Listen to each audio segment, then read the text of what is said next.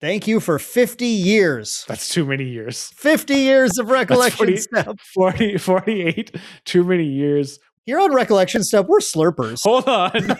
Dan might be a slurper. I'm not a slurper. I actively want Incandescent Reliquary to be banned now. This is what I've been putting up with for the past month.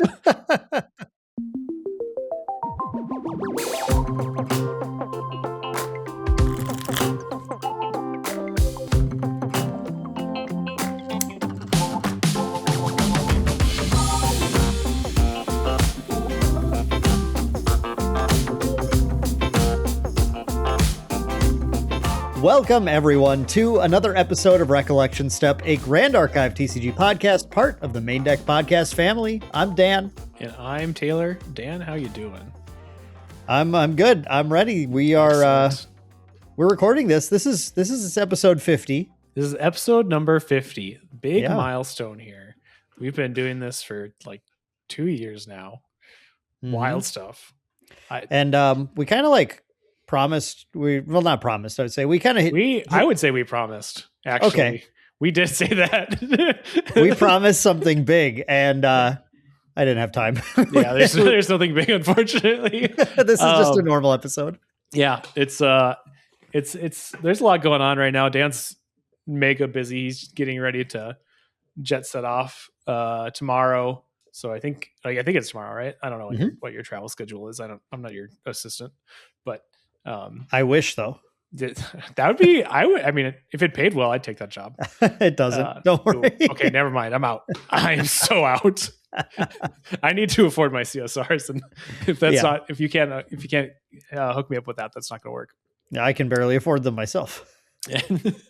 Well, but yeah. So we got a normal fun episode of the podcast. You guys like what we do, hopefully. I mean, that's why you're here listening to us, right? So we're just going to give you some more of that, give you more of what you like, just keep it going. Yeah. I think we'll have some more fun stuff coming in the future. I don't know exactly what's going to come out of this weekend. There may be a guest episode or something happens, or I don't know. We'll see. So I'm going to avoid making any promises this time. I'm just done with that. Yeah, we got to be done with it. We got to stop with the promises. I don't know if we've made a promise on this show that we've ever actually kept. So I'm sure one has happened. I mean, right? Statistically, yeah, we probably have, but I don't think our track record is very good. So I think we need to just take a step back and kind of just chill a little bit. So, but anyway, Dan, did you play anything cool at locals this weekend? Last week at locals, I played Water Astra Diana again. Ooh, yeah. Cosmic Focus, the combos. I love our list. We have a really good list. We have some differences in our list compared to what's been played so far. Man, I was third in the event. I did lose to Seiryu. Tough match. Obviously, that one is one's a bit of a rough. That and Tristan are the two decks that I just we don't like to play against with that deck quite as much.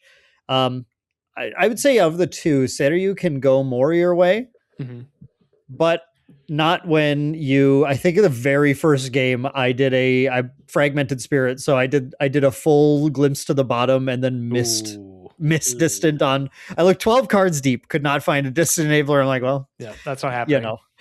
Yeah. I mean, that matchup, you can race Seiryu, and if you put enough pressure, they're forced to transform it, and then you just kill Seiryu, and then they have a really tough time actually beating you. Correct. And actually, one of those games, I did kill the Seiryu, no problem, but my opponent had super pressured me on board, and I there's so many of these sideboard slots that we're trying to figure out, and a card I really like to toy around with is Comet Fall in the side, because you can pretty easily get that once you get to 3 to clear the board and restabilize, but there's not enough slots for everything. So I didn't have it in that day. And I don't know if I don't know if I would have even brought it in. Honestly, it's I mean, they have to see everything to kind of get an aggro line on you. Especially against these newer lists that are playing Escape the Wreckage and Unmake Duality and stuff. They've cut a lot of the ally package. So yep, totally. Not nearly as much pressure. Anyway, still love the deck. I love rocking to locals. I'm bringing it actually to the Content Creator Summit as well, even though I think we're going to mostly play Pantheon, but if anyone wants to 1v1 me, I'm ready. I love playing the deck. Dan's up in chat. He's like, guys, 1v1 me, please. Just come on and 1v1 me. If we have any disagreements in a game of Pantheon, we're going to step aside and resolve it with a game of 1v1 GA. You're like that guy in League who's like, God, if this was just 1v1 right now, if this was just top lane, I'd be so over. 1v1 me, bro. Yeah. Dan's like a new toxic like COD player now. Yeah. Do people play COD anymore? Is like Call of Duty still a thing? I mean, I know they have annual. Oh, you didn't mean the fish? Like, no, I didn't mean the fish. Get out of here. Oh, no. No, I don't know. I think they do. Like, they're still putting up like annual games, right? Okay. Yeah, I mean they are, but like there's so many other like shooters now. I don't know. I'm kind of dating myself here a little bit, but in high school, like yeah, I think like, I think we're just like boomered out of whatever is currently going on, and absolutely they're just playing like Fortnite and stuff, right? I don't know. Oh, there's a lot of that, I'm sure. Yeah. All right, we need to be done with this and move on because we're putting too many numbers to our names, not in a good way.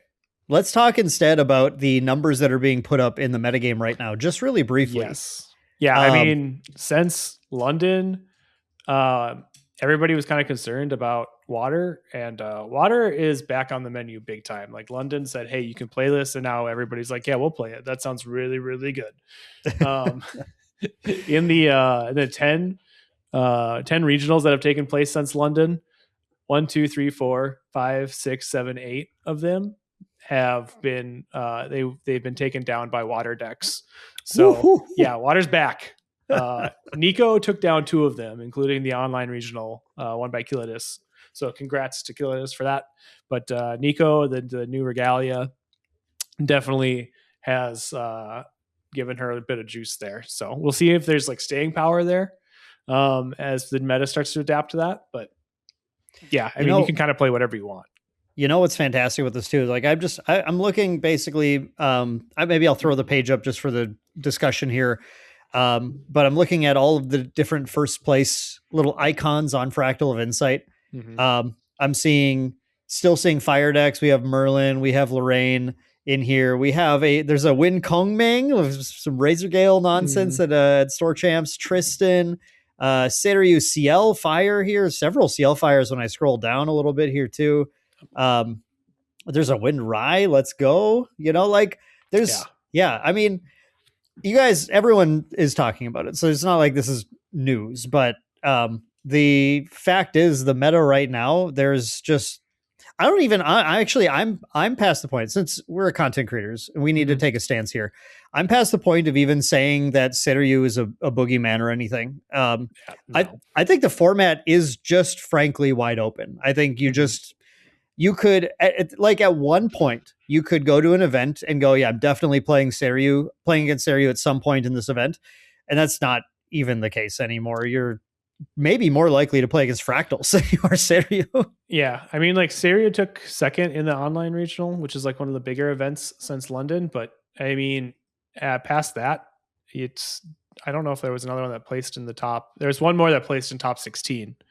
And then the next 2 Goji decks after that were a Genbu and a Byakko. So like, dude, Edward's been Byakko? putting in work on Byakko. Like, I love it so much. This dude has been playing this for like months now at this point, and this is kind of a pretty sweet deck to highlight here, just to talk about real quick. Obviously, it's a win deck. You see, like, there's a little bit of overlap with Seiryu because, like, you're still playing some of the same ally packages. Like, you're playing Brisk Windtrotters and Ascents and Longtail Grove Swords. And actually, he's not playing Windmill Engineer because it doesn't suppress well, right? But he is playing Zhangjiao. So, like, there's like a pretty decent, like, overlap in the ally package. You don't have the quite as heavy top end as, like, your Seiryu decks do, but you still generate a ton of value throughout the game with all the on-enter effects you have that you can suppress and take advantage of that way. Yeah. It's I love this so much. I just love seeing people continuing to explore. I mean, this is like, frankly, when the meta is so open and so unknown, this is the optimal time to just make that favorite pet deck of yours work, because you could go against nearly zero ally decks. You can go against full ally decks. You can go against big attacks, big spells. You just don't even know what you're going to play. So like everyone's tech is all over the place. Mm-hmm. Like no one's really got your number right now. And if they do, who knows if you're even going to play against them. So yeah, I don't know. Break out whatever you want right now. This is like, if you're a player who enjoys having a million good decks to play, this is clearly the game right now. Absolutely. Yeah. I mean, like, honestly, we've all been like, oh my gosh, you got to play. Like, how do you make Water Merlin work? The new Ponytail Assassin Merlin. If I was going, so there's a store championships in Grand Forks, North Dakota this weekend. And if I was going to that, I would be playing, I'm pretty sure I'd be playing Water Ponytail. Cause like our list is like kind of at a decent spot right now. It's close. And it's pretty close, right? I really like where it is. It's just the early game is a little shaky, a little inconsistent to really be taking to like an Ascent and probably even a regional, but like you totally can spike a Star Champs with it. And like you said, because the meta is so wide open, nobody's like packing stuff specifically for Merlin. They might have Fantasia hate for like Labyrinth, but because they're trying to hit fractals at the same time, since that's back. But like you can always incapacitate all the fractal answers. I don't even know if there's a non-action card at the moment that destroys Fantasias. I mean, there's the ally that I blanked. You pay 2 when she enters. Oh, Mystic Purifier. Yeah. Purifier. I don't know. My brain just would not bring that name up. I don't know why. Purifier. Yeah. You haven't seen Purifier in a million years. Though. I mean, nobody's playing Purifier. You can't play Purifier, right? It's like now when Scatter Essence and now Noble Dissolution are in the format. I mean, of course, if you're not Wind, like Purifier is kind of like your only answer, right? But I will say, Departed. Yeah, like I think when you go to level 3, which we of course have a lot of decks that do, you start to open up to there's at least 3 advanced elements that have just a destroy target, whatever. Now, and they happen to be 3 of the most played advanced elements as well, in Umbra, Crux, and Luxem.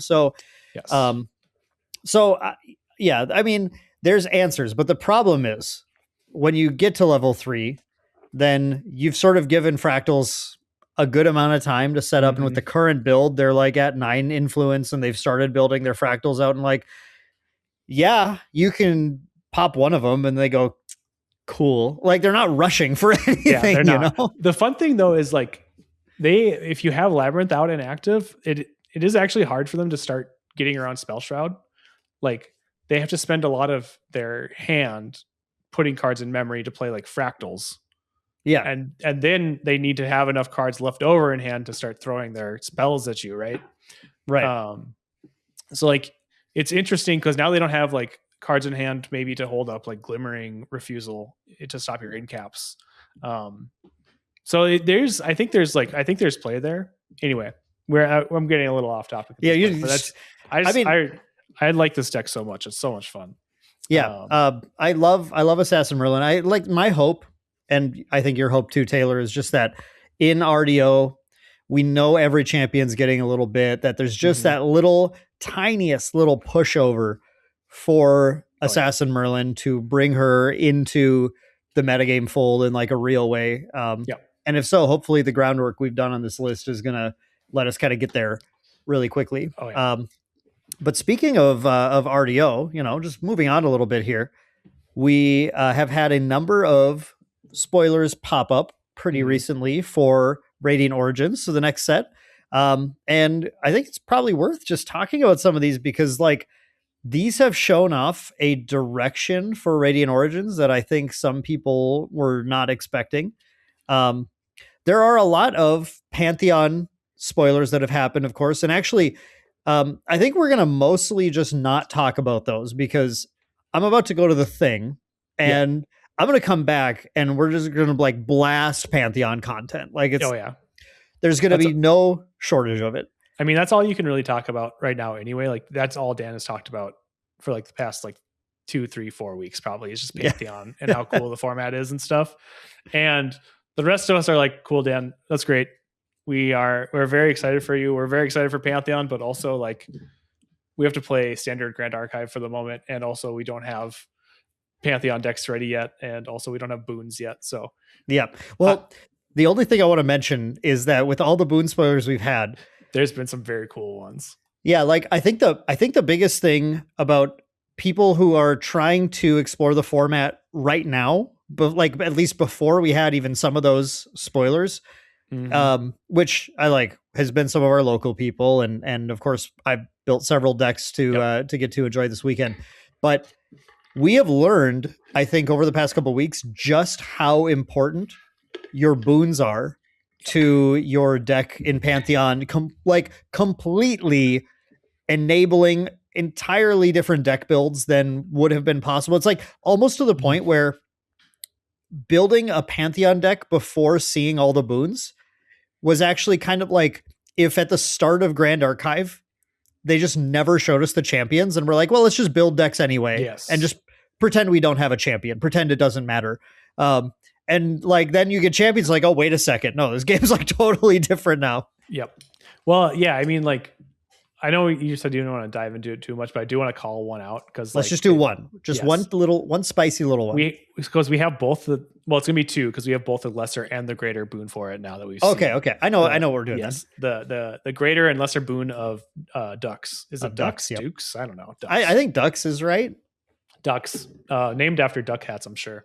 But anyway, Foster fan. Yeah, we saw lesser boon of Dux, I think, during like the holiday stream, and everybody was like, well, this is kind of like lame because it's cool, it's just but it's a 2-cost slow boon, lesser boon that's class locked to guardians, and then as you gain it, you choose an ally and it becomes fostered, which is like I think that's a very powerful ability, like in a pretty subtle way, but also it's not like bombastic either. There's like some other lesser boons that have some like more wild abilities. But then, yeah, you get the greater boon of Dux now. We just saw, I think this was during the either the online regional or the weekly stream, the TCG. Yeah, it was during one of the streams. I don't remember which one. But this boon is pretty wild. So the greater boon is a 0-cost slow boon. Ignore the elemental requirements of non-advanced element ally cards with foster you activate. So you can just put every single basic element foster card in your deck. Very cool. Whenever an ally you control becomes fostered, you put a training counter on greater boon of Dux. So this is great because with lesser boon, you get a training counter on this for basically free, and then you just need to foster one ally, which you should be able to do. There's plenty of cards in that deck that are going to make that possible, including Tony's level 1, right? And then now kind of like the huge like bombastic effect of this is as long as greater boon of Dux has 2 or more training counters on it, allies you control get +1 power. So just every single ally. And they also have on enter, this ally becomes fostered. So it becomes a huge like anthem effect for your board, just giving all your allies +1 power, which is very good. Obviously turns all your 2/3s into 3/3s, which is busted. But then also all of your allies, just basically all your on fosters are happening as soon as you play the ally. You don't have to wait anymore. It makes things like Seasoned Shield Master go wild because you don't even need to play foster allies to start getting his effect. Like just every ally you play with him out is going to draw a card into memory. So like now that we've kind of started to see some of these, like you can see how this is really going to like drive and direct a lot of your decisions as you put together your Pantheon decks. Yeah, I think this was one of the, like, this is really one of the moments where we're like, oh, wait a second. Like if anyone was trying to build this deck before seeing that boon, it will look completely different, obviously, than with the boon. And it'll be completely like way less effective because when you think about foster in an environment like this, foster is already a really difficult mechanic to play with in 1v1, let alone when there are 2 other opponents who are very interested in not letting you get value, especially when it's very cost free to them. Like, okay, attack with my Academy guide to deal 1 to your thing. Then now it literally can't foster because it has to go it has to be the start of your next rec.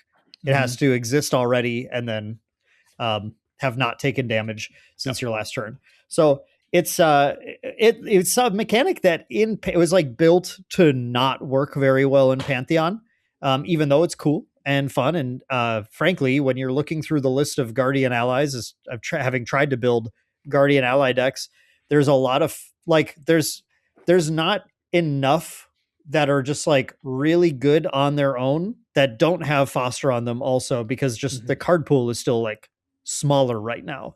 Yeah. So you're looking at these like, I don't know, maybe I'll try and foster this, I guess, because you just are looking to run interesting things in your Guardian deck and get to run kind of unique things to make it feel different. Now this deck is very open to running lots of crazy stuff.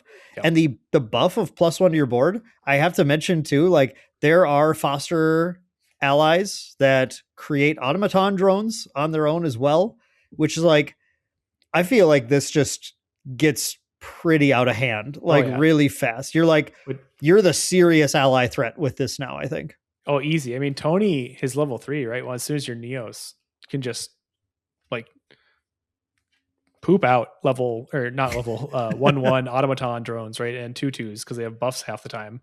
So like you're putting so much power on the board at that point. And like some of these foster allies, like you said, on their own before they're fostered, they're kind of whatever, but their on foster abilities are very strong. Like something like Forge Light Shield Maiden and Awakened Frostguard are both allies I've really wanted to try and like make work, because both of those effects, the on foster effects, can equate to like drawing multiple cards. And now you just get them as like on enters once Greater Boon of Dux is online. So like you have a lot of potential power in this deck from very early on. You think putting an ally into play and getting a creative shock on enter is good, because it's pretty good. Like it's pretty good. Yeah. And I think the other cool thing about Greater Boon of Dux is that right away, my very first thought was, okay, well, one thing that's unfortunate is that any deck that runs this is going to look very similar, because you just kind of jam all of the things that say foster in. But then I realized, but no, actually, because this isn't taking up your spirit like Spirit of Slime, you have 3 really cool versions of this deck that you can play, where you can play like the wind one that gets to reclaim these foster allies and replay them and stuff. Like, oh no, that seems like that's pretty disgusting. The water one might have one of the easiest ways of actually fostering and turning the thing on, because you have more ways to try and actually dissuade attacks and prevent damage to your allies. And then the fire one probably does like the most efficient, like level 3 game plan when you're trying to get there and just to pump out the automatons and start to take advantage of that. So I don't know, like it's really cool. Like what? Yeah. This is so much better than like Spirit of Slime, right? Like you're instead of having like one deck where that's going to look mostly the same, like with a couple card choices like that are techie, you're gonna have like 3 different decks that are just including like, I don't know, somewhere between 5 to 8 of the same card in each build, but the rest of the build is going to look very, very different. So yeah, I'm very excited to see where this goes. Like I think you have played a few games. I'm not sure who all you've played with at the moment, but I know you've played at least a couple, like just at JWW, right? I haven't actually there. I've watched some of the play. I haven't had a chance to sit down with the constructed decks that people have put together so far. So a lot of I have played once. I did get a chance to play one time. So I will obviously have a very different answer in a few days. Yes. Yeah, I'm very, very excited still. Yeah, that's all to say. Like all the hype you've had for it, like I've tried to be excited for you when you're like explaining it for me or to me, because like, you know, I think you've looked into this format a lot more than I have. So while I'm excited for it, I'm just kind of waiting for everything to get like all released and spoiled and you know, shown to everybody before I start really letting myself like dive into it a bit, so I know what's going on. And you keep talking about these things that I am like, well, this doesn't make any sense from like a standard 1v1 Grand Archive perspective. And I'm like, why would I ever do anything like that? And I'm like, half the time I just have to like kind of like remind myself, oh, okay, just, you know, focus up, like Dan's got something cool here going on, and it'll be like, it'll make sense when you actually like start to dive into this. But for now, it's just like kind of arcane, pun intended. So I'm hyped now to kind of see the rest of these boons and see all the other like Pantheon exclusive cards we get, and then what's included in the precons and stuff. Because now that we've seen some of these like more powerful boons and some of these like directions they're pointing you in, there's a lot of really cool stuff to be excited for. Yeah, there's a ton. And like, I think the big thing is we're just waiting to see more of the greater boons, especially. I think we've seen a lot of lesser boons now. And I think like, obviously though, like Dux, the greater boons, we've seen a couple others, and they definitely shift kind of how you're approaching I mean, I think they're a variety. Some are clearly like creating archetypes, and others are really just like how much like extra advantage do you want to build in to your deck instead. So every deck gets one lesser and one greater, and I think those are going to go hand in hand with your element, your spirit, and your champion in sort of like really making your archetype stand out. But more Pantheon later. Yes. Right now because we have standard RDO spoilers to talk about now that we've seen a few more of those outside of the holiday stream as well. In the online regional, they did drop 3 actual spoilers.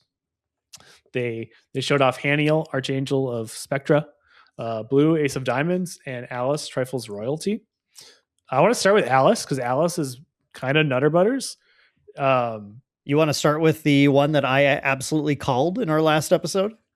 Yes, I don't remember that. It's fine. I said that I thought Alice would be a norm exalted champion. Ooh, good call. 3. Excellent. That is prescient. And that's exactly what she is a norm exalted champion, level 3, 25 health. She's still she's a cleric, chessman queen, human. Costs this part's like there's a lot of busted stuff about this, but like this part's wild in that she costs 1 less to materialize for every chessman ally you control. And if you remember, her level 2 can rest itself to create a pawn token. And there's like all of the allies in the chessman deck are obviously chessmen, outside of maybe a couple of utility ones.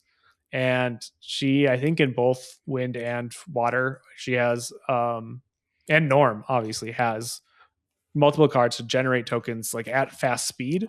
So there's a lot of scenarios. Like I'd be very surprised if you ever paid 2 to materialize to level 3. Like that's the highest you'll ever pay, and you'll be unlucky to do that, I think. Yeah, I think most games 1 is going to be pretty easy to achieve. 0 is very, very doable. But one to go to level 3 and then get the rest of this effect, especially, I mean, I'm sure you're going to walk us through the lineup here, Taylor, but like this is a good level 3. Even just paying 1 to go to level 3 and turn on Exalted, I think is like pretty strong, because both wind and water have some very strong Exalted cards. And then of course you get access to stuff like Regal Inquisition. But her other effect is, let's see if I might have the, here we go. Okay. So at the beginning of your recollection phase, you summon a pawn piece token. And then if you control 3 or more allies, chessmen allies, you draw a card into memory, right? Yes. Which again, like if you just paid 1 to go to level 3, like you're pretty much guaranteed to get that card. If you went up for free for 0, you're almost certainly guaranteed to get that card. And this is happening every single turn now after that, right? This is Merlin Kingslayer's effect on steroids. This is, to me, a fascinating level 3 because we rarely have had, I've off the top of my head, I can't name who fits this bill as well as this does, but a level 3 champion designed to encourage and enable a board building ally strategy.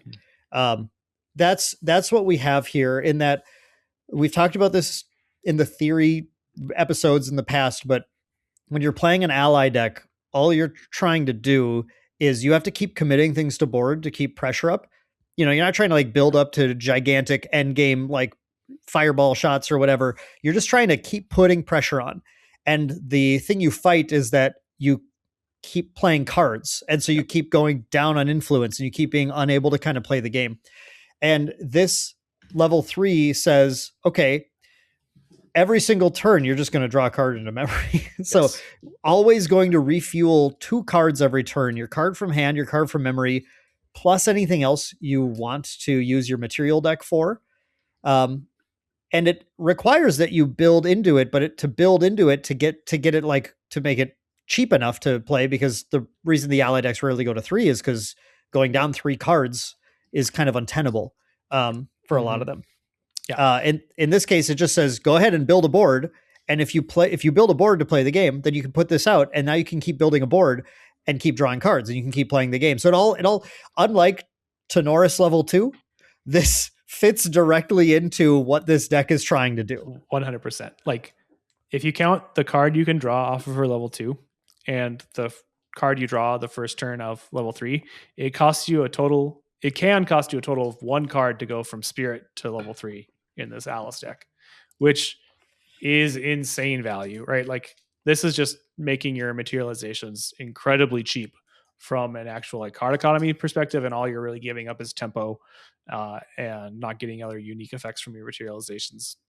So it enables a ton there. It's so, I think that is just really underrated. And like, yeah, I don't know, you guys, there's been a lot of complaining about Incandescent Reliquary being overpowered, but like, this is just straight up, you don't even need to materialize anything new. It's on your champion. You're just drawing another card each turn. Like, I don't know what we're complaining about Reliquary for, because that's answerable, but like, the only way you're getting rid of this effect is by winning the game. So can I say that just a quick aside, but I actively want Incandescent Reliquary to be banned now, because that will make the foil cheaper for Pantheon, and then I can pick it up. So let's go. This is what I've been putting up with for the past like month. It's just which takes like this. Guys, come on. It's an expensive foil right now. Like, whatever. Let me buy it for cheaper. Unbelievable. Okay. The real thing I wanted to say, just so we can move on. My final thing to mention on this is, I think Weebs of the Shore has been watching player feedback a lot, because I have gotten a million comments on videos about how there are players out there who really want to play level 3s in everything. Yes. And I get it, because that's cool. That's fun. Yes. And we all we're anime fans here. If you're playing this game, you're an anime fan, just like you are. Okay. Yep. And if you're an anime fan, you want to watch the character grow in power and be super cool. So this is a design that we just haven't had yet, where we've previously said, well, if you like playing ally strategies, you mostly play level 1 decks. Sometimes you go to 2. This is saying, okay, here's your cake and here's your fork. Go for it. Like, you get everything now. And the artwork's by Gule, and we love an art by Gule. Yeah. One actual last thing before I move on. Okay. You can level up from Umbra Alice 2 into this as well if you want to. Yeah, that's weird, but it's weird. But like, I don't know, maybe you have some weird chessman deck, and now you've got cool Umbra things to do. Umbra chessman, it's crazy. It's crazy. You are going to take 7 damage if you don't have when you materialize this, if you don't have a curse in your lineage. Oh my god! But if you do have a curse, then it doesn't matter. So, because it'll trigger when it sees the materialization before the materialization resolves. Yeah. So yeah, so you have to be a little careful with that. But that's really dumb. I don't know. Maybe that's something you want to do. Maybe there's a cool deck out there for that. Anyway, okay, next let's on the list. move from chessmen to a different game. Yes, to cards. We're playing cards already. Yeah, but cards in cards. Cards in cards. Card games on motorcycles. I wish. That'd be kind of cool. Anyway, Blue Ace of Diamonds, new suited. It's a water suited now, so diamonds are looking like the water element. And we're presumably going to get some amount more of these in RDO, I would imagine. But Blue is a 1-cost 1/1 unique ally mage suited human. With on enter, generate up to X bolts of diamonds cards and put them into your memory. X is 0, and then depending on the total reserve cost of suited objects you control, you get 1 to 3 more bolts, depending on if you have 6 or 10 or 21 total reserve cost. 1 to 4 more. It's if you have 21. Oh, it's 4, not 3. Oh, that's pretty baller. That's sick. So this is very. Oh, and then also Blue has floating memory too. Just class classless. Just classless floating memory. Yep. Here you go. So it's a 1/1 for 1 with floating memory at a baseline.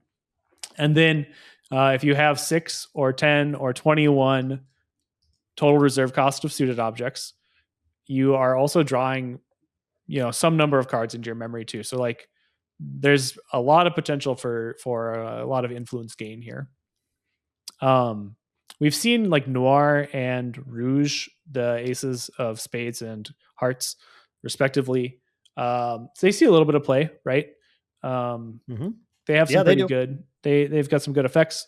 So I suspect we'll see if there's like a water suited deck, we'll see Blue see play, obviously. And obviously, like this is a pretty strong effect just in general, if you can even get one draw off of it. So could be very worth it.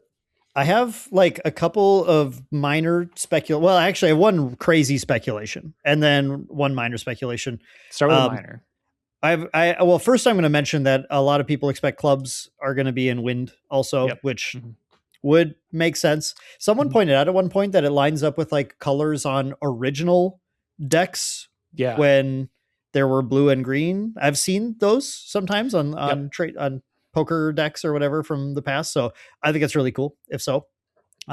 So my minor speculation is that there's potentially a very interesting deck here if you go the route of Fire Nico on suited. So you can play hearts, spades, and diamonds in the same deck with hearts and spades, which already have a pretty good package and really solid cards like Ash and Riffle floating around already there. You can play your early game and then move, and then you can use fire cards to pitch cards like Blue to get your level because it has float.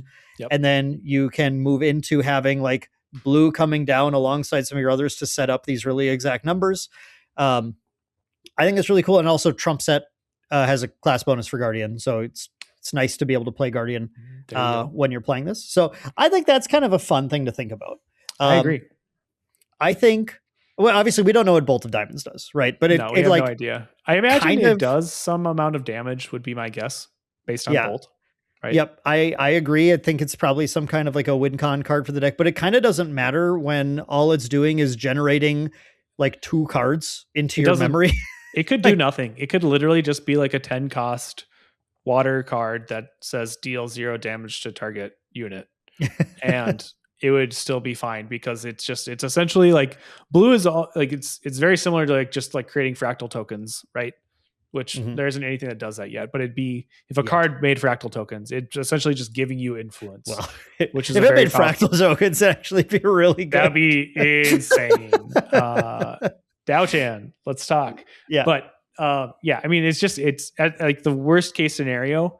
If you can generate any number of these, it's insane, regardless of what Bolt of Diamonds does, because it just gives you more cards, and we all love playing more cards. And that's really what suited wants too, is like a bunch of influence, because it likes to flex the influence the same way a lot of these other decks do. I don't know. A lot of people think of suited as like an aggro deck. I kind of view it more as a mid-range deck because it has a lot of like value generation in all of its cards so far, pretty much. So it wants to be able to like hold a ton of influence and flex that and do things with it, and this enables that 100%. So I agree. It's like an aggro slanted mid-range deck, but any deck that is so built on more focused on keeping card economy than spending cards specifically to deal damage is like, and I think typical ally decks are also mid-range-ish. So I don't know how many episodes. I wonder if someone would make a playlist of every episode where Dan and Taylor define allies as a like deck pace of play, because it's been a lot. Yes. Okay. Here's my crazy speculation though. All right. And literally I was talking with a coworker earlier today. Shout out to Spencer, because he brought up this thing. He was showing me a very silly Assassin Merlin suited deck. And I was like, I love your vibe here. I love what you're going for. I think this is strictly worse than aggro Assassin Merlin, and you should probably like play a Guardian of some kind instead. But still, it's cool. I like trying things. And then we were just talking about suited a little bit. And we came upon a very, very crazy speculation. And so just to make it very fun, I'm going to name exactly what I think this would be. And I was right about Alice. So if I'm right about this, I don't know. Sil needs to send us an extra spoiler or something because I have seen nothing. I don't know. But I do know that there has been mention in the lore so far that and a lot of focus on the character Duchess. And there's been a mention that Duchess is perhaps even a champion of some kind. I think there's been a lot of speculation that she's a champion. Yeah, because there was some art somewhere for her in RDO, right? Yeah. So my speculation is that Duchess is a champion in the set. I think she's a Guardian champion. I think she only has a level 1. I think she is a just level 1 champion in the set. But alongside Duchess, because we're getting water diamonds and potentially wind clubs, I think there is a prismatic suited spirit of Duchess or something that says that, I don't know why. This would be crazy. We haven't seen anything like this, but it would be a spirit that says, as it's drawn, like it says that you can play suited allies of any element, but it can only level into Duchess. Okay. I mean, that is major speculation. I agree. We have the Nico and Vanitas levels that can only level into those. Yep. So why not throw that on a spirit, right? And you could very well put that on a spirit. Yes. The reason why I think this is something that they might do is because thematically, if you unlock in your game all 4 suits of a poker deck, you are going to sort of open this idea that like, well, I can build to be able to get all 4 of a kind or whatever in my deck, right? Like I should be able to build to be able to get the suited spades, clubs, diamonds, hearts all together. It just makes sense. And if you have that spirit, it's really interesting because you can play norm cards and then you're mostly play a poker deck at that point because all of your allies are pretty much, they're either going to be norm or they're going to be the suited, and they're suited want to play with the suited. And your math gets really fun as you're like trying to build out, okay, what are my hands that make my, my 8s, 10s and 21s or whatever I'm trying to get, 6, 10s, 21s. Sorry, 6. Yep. It's crazy. Okay. I don't know if it's going to be the case, but the drawback then is you can only go to Duchess, and in this speculation, she only has a level 1. And so you're capped a little bit, but it's a Guardian. So she's got a nicer health pool from that. Does it change your speculation if her current card is not a Guardian? Yeah, I mean, I guess she wouldn't be a Guardian. What is Duchess? I didn't even look at that. What is Duchess class? She's an assassin suited human. You know what though? Maybe she becomes a Guardian, right? Could. Like she very well could, right? She has to defend Wonderland and gives up her. Maybe she's an assassin / Guardian. I mean, whatever she has Guardian? To. That'd be pretty wild, actually. That'd be kind of insane having like whatever dumb Guardian set like class bonuses you have on suited cards and in caps, right? Like that'd be pretty stupid. So I mean, yeah, we'll see what happens there. I could just be like a new. I don't want our listeners to go off the rails here. It could just be a new Duchess ally as well. Who knows what the process is of applying to the Grand Archive and them interviewing you and going through your resume and waiting for callbacks from them before your champion application is approved. Who knows what goes on there? They looked through Duchess's Twitter account and there were some pretty bad posts that she made in the past about spades specifically. So they're like, Duchess agrees with Grok about spades. Is that what you're saying? Ooh, okay, Duchess, I got bad news about your champion application. Sorry, friend. Denied. But either way, I think whatever Duchess we see in RDO will probably be pretty cool, and I'm very excited to see the rest of the whatever they do with suited here. Bleu is very like I've said this word 3 times now in the podcast, but I'm gonna continue to say it. Bombastic, like it's just a huge effect to potentially draw 4 cards off of a 1 cost card. Insane. Yeah, that also has memory. So I think everything we're seeing in Radiant Origins is looking bombastic the whole way through. And the final thing we're going to look at today before we close this episode out is we have our first angel being fully revealed here.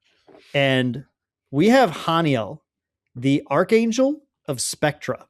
And this is showcasing, I think, some extremely cool stuff that they're exploring in this set. Yes. Haniel, she's a 3-cost 2/2, which is not the optimal sort of like stat line for this ally, but just hold on to it for a sec. She is just norm though. She's not exalted. She's player anytime. I'm actually pretty happy about this. Actually, people were like speculating they might be like dual element angels, and I think them being norm is very cool and thematic. Well, yeah, because all of the art of the angels we've seen looks like they have different elements in either hand. Basically, Yes. they're kind of channeling different energies, and I think we're seeing that happen here. Yes, I was gonna wait till after we talked about her, but since you brought this up, the Grand Archive Twitter account just like 30 minutes probably before we started recording put out key art of Raziel, Archangel of Libra. Also looks like she's got 2 different elements going on. It looks like it's like arcane and probably like Astra based on the lightning and the weird like starry stuff floating around. But yes, continue. Yeah. Sorry. No, it's all good because I mean, I think we're going to be seeing potentially this idea across several angels here. This one, like you said, Taylor, it's not a dual element card itself. It has Luxem and Umbra imbue 3, which means that in any deck that plays either Luxem or Umbra, this is an ally you can play at any stage of the game. And if you play only those cards into your memory and reserve only those cards to play this card, then you're going to get her imbue effect. And it's on enter if Haniel is imbued. Put a buff counter on target ally you don't control, or put a debuff counter on target ally you don't control, and a buff counter on Haniel, and recover 1. Yep. Now, when that pops off, that effect is a ton of value on a 3-cost ally. You're getting a 3/3. You're reducing the power of one of their allies. So, like, this 3/3 kills Ascent Protectors and kills Frosthorn Paladins and survives. And recovers 1 on top of it. Let's go. And you get to recover. Yeah. Yes. There is an unfortunate quirk of the way this is worded right now, which is that this is an on-enter trigger that has, so when it goes in the stack, it has to target something. And if there is no ally you don't control to target, you're actually unable to get the entire effect of this. I don't think this is unfortunate or a quirk. I think this is like intentional. To tell players don't play this if your opponent doesn't have anything, because you can do better things with your reserve. I mean, I think that's fair, right? There's been speculation that they were maybe misworded it and are going to change it, but I think you're right. I think like this is very intentionally, like I imagine Haniel coming down and she's gonna with the one hand, with the Umbra hand, she's gonna slurp up some power from another ally, and with the Luxem hand, she's gonna say slurp up power. That's gross. Why? It's very evocative. It may be uncomfortable. She is going to absorb power. Thank you. You know what, though? That's fun, evocative language. I stand by slurp up. I like it. We're here on Recollection Step. We're slurpers. That's no. Hold on. Dan might be a slurper. I'm not a slurper. I don't need to be associated with that at all. Should I print a t-shirt that has your face and it says not a slurper? Yeah. And then the back has the Recollection Step logo. Yes. And then you can wear that, or that'll be like a merch we hand out to people. Right. This is gonna be our not hand out, but like, money. This is our first set of paid merch for the show.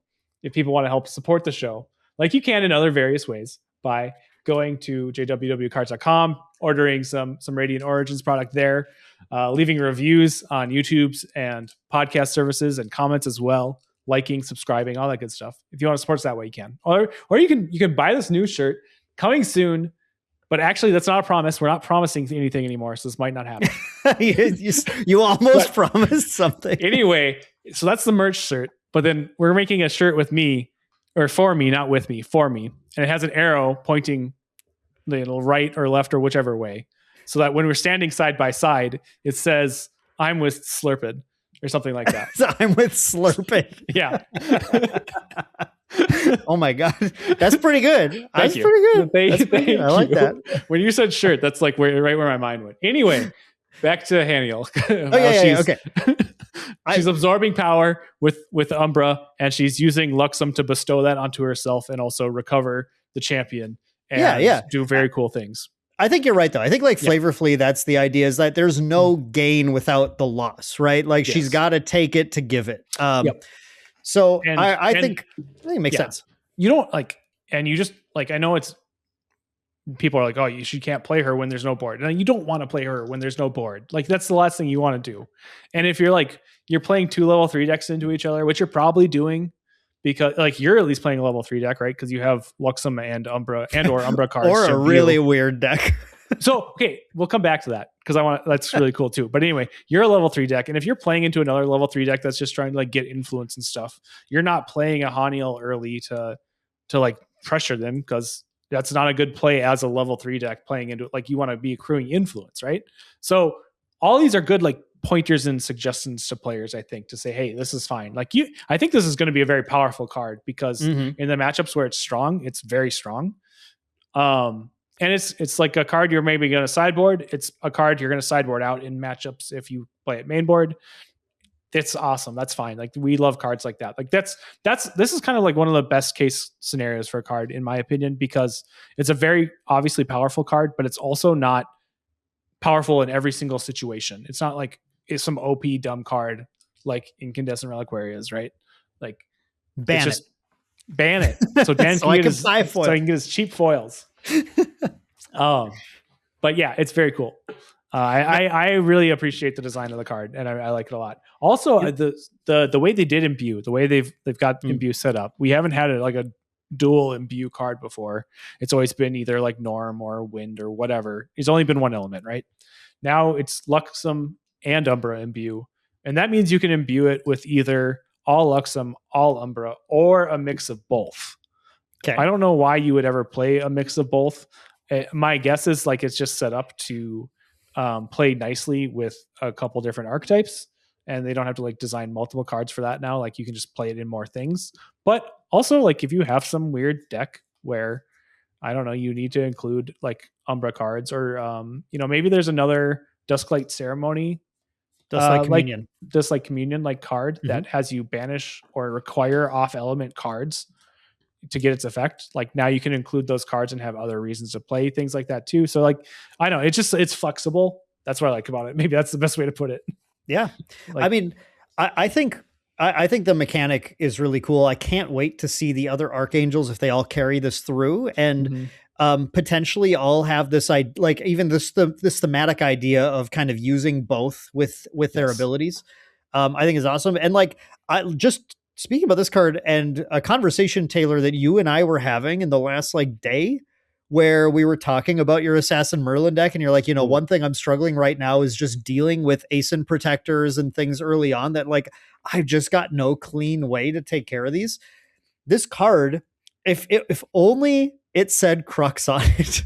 I mean, we'll see what the Crux Archangel does, right? Yeah, Crux and whatever other element it is, like that could provide some advantage there. Yeah, but like exactly, like when we have decks that are like, I really need a way to deal with commonly seen ally archetype, which currently is the 3/4 interceptor that you put down and just ruins your day.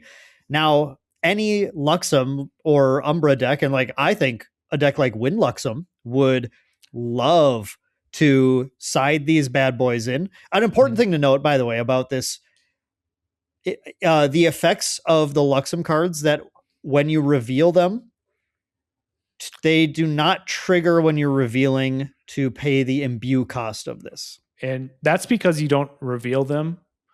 You play them already revealed. Yes. So it's like not become revealed. They are already revealed. It's a very weird specific quirk that I just think people do need to know before they go crazy. And they're like, reveal 3 Luxem sites, recover 10 when you play this. It's crazy. Okay, you don't get to do that, unfortunately. But but still, like a deck like Wind Luxem that loves to play cards for value and then bounce them with ensnaring fumes and stuff could easily think about siding this in just when they go that ally route and they just want to get rid of the stuff in their way. This could be I mean, like, or even main, like, I don't know, it depends on the meta, but like, I mean, I think even more so than like Wind Luxem, because they only typically play like just 8 Luxem cards main board. Like regular Fire Luxem, I actually could play this if they need to like have more early game. It's tough because they just don't care that much. They just kind of want to go to 3 and get value. Where Wind, I like Wind because it's trying to play a little more, and it's easy to adapt the deck. Just put some more Luxem in to play that way. It gives you an incentive to build Wind Luxem in such a way that you like the deck just looks different than what it did during Abyssal Heaven season. Which I like that a lot as well. Like, it encourages playing just in general. These Archangels are going to encourage playing more advanced element cards in your level 3 decks in order to imbue these properly. And advanced element cards are the most fun cards in the game, so I'm all for that. We'll see. And obviously we also have like Umbra decks like CL who has definitely the capability to play ally packages as well, and might really appreciate this in certain builds. And I mean, like, I think this is cool. I think this is another example of the dev saying, just like you said, Taylor, you guys like advanced elements. You know, one problem that we have with a heavy advanced element decks is in the early game, you have half a hand that you can't really do anything with, or sometimes more. But being able to have these cards that have really nice payoffs when you do have that hand that's kind of stacked with these effects is a cool way to just add another wrinkle to that deck building and make you start to go, you know what, I don't want to only run like 4 or 8 advanced element cards in here because Haniel really solves problems for me. So like, I'm going to crank up my amount of these advanced element cards so that when I have that setup, it like I can push through the game easier. Yes, exactly. Cannot wait to see. And honestly, like, both Haniel and Alice are pointing to some pretty, like, I think, inspired champion designs and like game designs more so over the next, year or two of upcoming sets that really show that like how Weebs has kind of like learned how to design the game in order to kind of fit what they want the game to do. Right. Like, if you look back to the Dawn of Ashes champions, they're all very generic and they all kind of do the same thing. Not all the same thing, but like they don't play with the mechanics. Like, there's like you said earlier, playing cards from your hand and leveling up your champion are kind of at odds with each other, right? And this is kind of showing like them starting to design cards more symbiotically, such that like they play off of each other more instead of just like having to choose to either play cards or level up or something like that, right? So it's very exciting for the future of Grand Archive just from these couple of card designs in general, I think. I think the design has leveled up massively. And just to circle back to the start of the episode, because it always feels nice when we make a complete circle, but I think it's evidenced right now by the metagame of the game, right? Like, I don't know what more you could ask for right now than every element is playable. So many different archetypes exist that you can play. There's room to explore everything. And now it's like, it couldn't be a cooler setup to go into Radiant Origins now that has support for everything and just says, okay, let's take this good metagame and let's just kind of try and prop everything up. Yeah. I mean, Phantom Monarchs has been, I think, the best season from a metagame perspective since at least like early Mercurial Heart, I would say. In that there's not the slime meta or the Tristan before pre-slime meta or pre-slime meta. So like before, like people really, no, I mean, it took people a while. It took people like, cause like Chicago is really where slimes like first got put on the map. But like, we see such a variety of decks that we haven't seen, and there's no real clear like standout. Like a month ago, you and I were both saying Seiryu is best deck in format, even if it's not by much. I think like it just by whatever inch it had, it was best deck.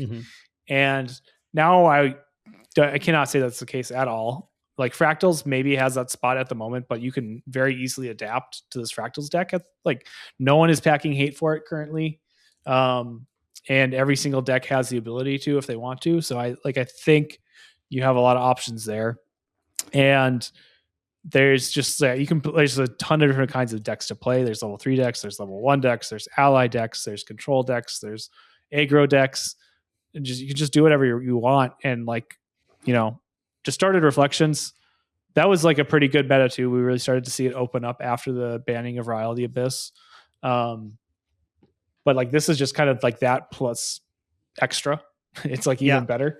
And then before that, it was kind of a lot of like one deck formats for the most part. Like I think that simplifies how good some of those metas were and like how many other decks were viable. But at least from a competitive standpoint, we saw one deck have continual success through like most of those seasons. I think if we were to have people bring up the tapes, I think you and I have been pretty positive about a lot of metagames in the past as well. What I think we're experiencing though is like we have enjoyed playing the game the whole time, and we've enjoyed some of the puzzles. And I think those were, I've talked about this a little bit before too, but those were metagames where for competitive players, they were like sort of solvable puzzles. They were like, okay, like we had a lot of fun where we would go, you know what, there's this water mill deck and it's not, not really being played, but if we tweak this and become experts at it, we can win an Ascent with it. And like that on its own was fun. And you and I just like, we like playing water. So like we liked the water meta and we liked the fun variations of water mill that people experimented with. And we liked the fractal meta because then there was a new wrinkle to everything that we were having. This is like probably the best meta, but the fractal meta is my favorite meta. Like, I just want to say so. I think ultimately it's just that like there are metas that are fun puzzles and fun to attack, but not every player enjoys those. Yes. And there are metas that are super open where everything is viable. And frankly, not every player enjoys those either. And it's worth mentioning that like, well, we're going to keep saying probably this is the best meta because from that perspective, which I think is maybe the more widely held one, that like a wide meta is more fun for people because you get to play what you want and you don't feel like you play the same decks over and over again. There are players who are a little more turned off right now because they don't have that sort of like that click when they solve the puzzle and they go, okay, I know how to beat this. And when you can't always expect what you're going to go up against, you sometimes just get bad beats to rolling the dice on the matchups that you find. And that's not always fun for everyone either. But despite that, I think you're right though, Taylor, that like this is the most open the metagame has ever been. And it frankly is just like extremely fun to be able to take whatever to locals every week and go like, this is probably good. I'll just play this. I think you could take, if you'd have to put a little bit of time into it and find the right build, but you could take Ponytail Merlin right now to the locals and 3-0 it, I think, without too much problems. I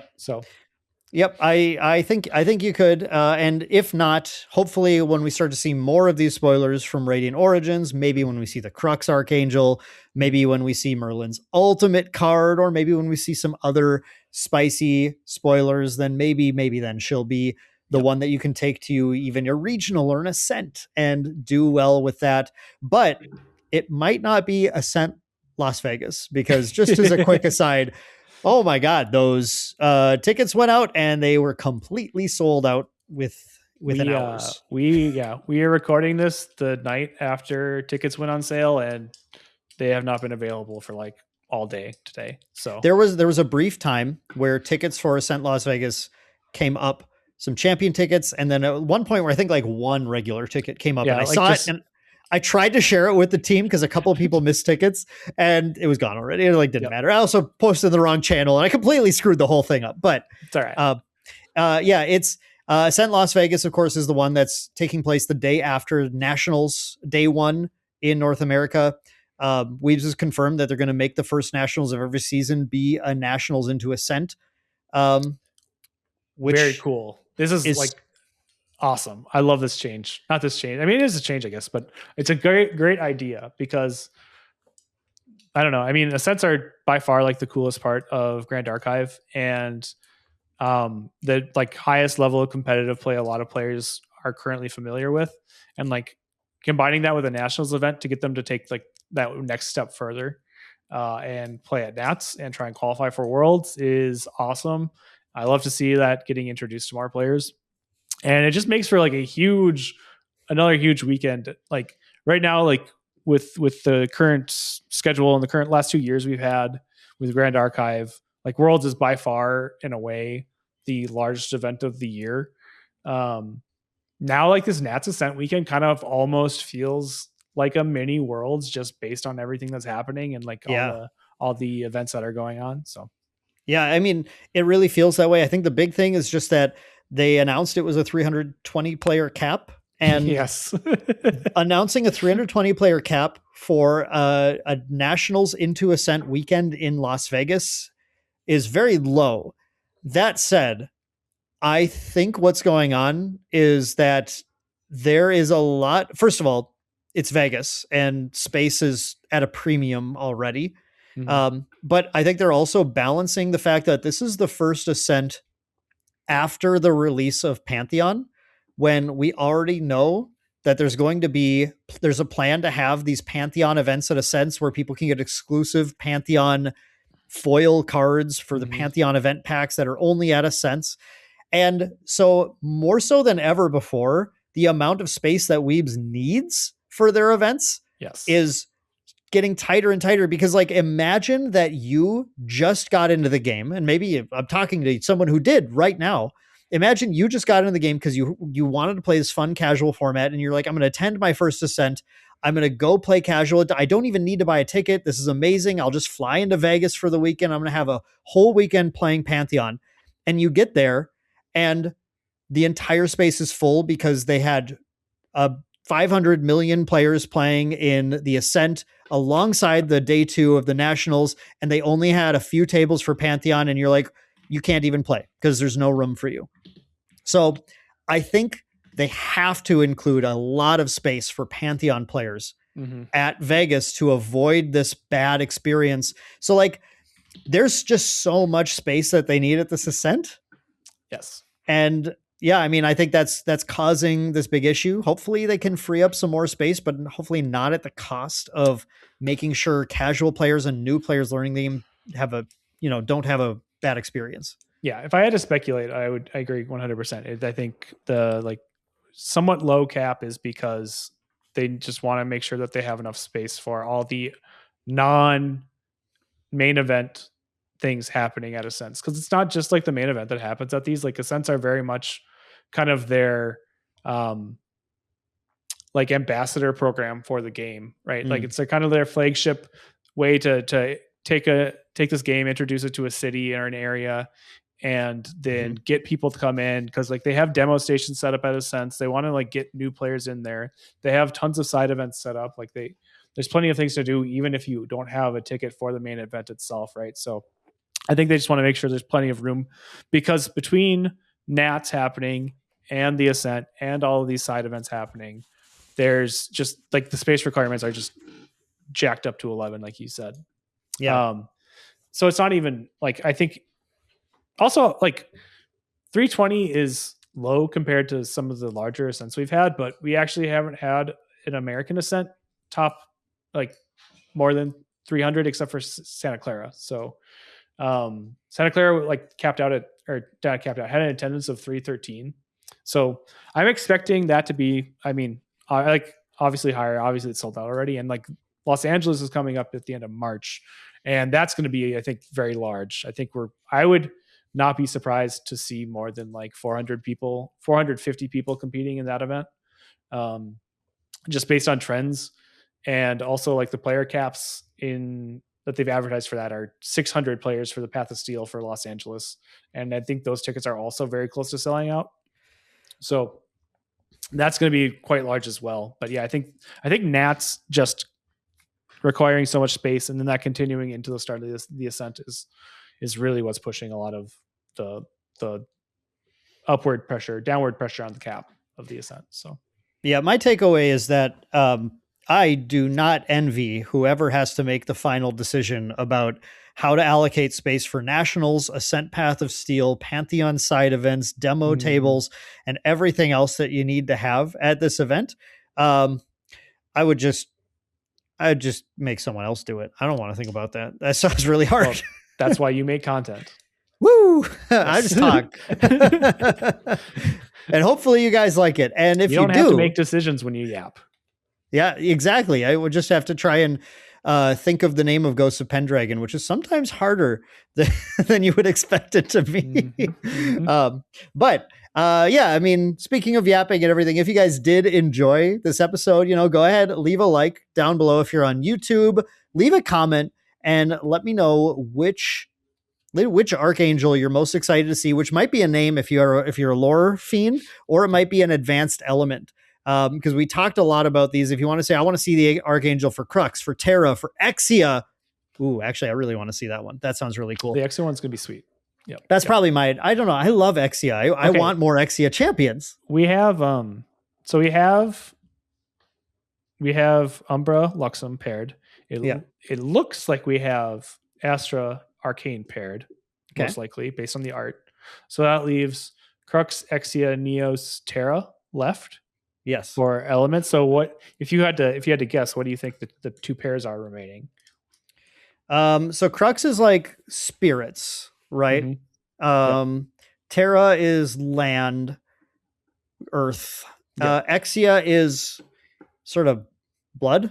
I'm like blood's where I go for. Is that maybe and anger, emotion, maybe flat. Oh yeah. I mean, flesh. I don't know. It's like, it's visceral. It's like emotion. Yeah. It's like, I don't know. It's like the real part of the human experience, maybe something like that. And then Neos is artifice, right? Yes. Yep. So I wasn't sure where I was going with this when I started, but I feel like I nailed it. I think you just I laid it out there. Yes. It's spirits versus it's like the spiritual realm versus the mortal realm.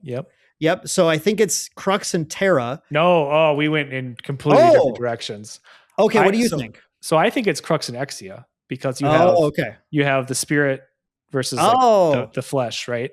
Yeah. And you have the natural order of Terra and the artifice, the creation of Neos, kind of like, the elves versus goblins almost, right? Well, that's not right. It's because, goblins are like artificers. It's the elves who have harmony with nature and versus the goblins who have harmony with creation and artifice and blowing things up. Yeah. I mean, that makes a lot of sense too. I was going to say though, the man versus the machine kind of idea of the flesh, the blood and flesh versus the steel and bolts and oil, right, is kind of like an Exia and Neos thing. And I think you can kind of argue Crux and Terra will also kind of work from that. I think it works either way, honestly. So I'm not sure which one's which. I'm really excited that we landed at different spots actually, because now one of us will be right and the other will be wrong. And they'll have to be the person who stands next to the person in the I'm with Slurped shirt.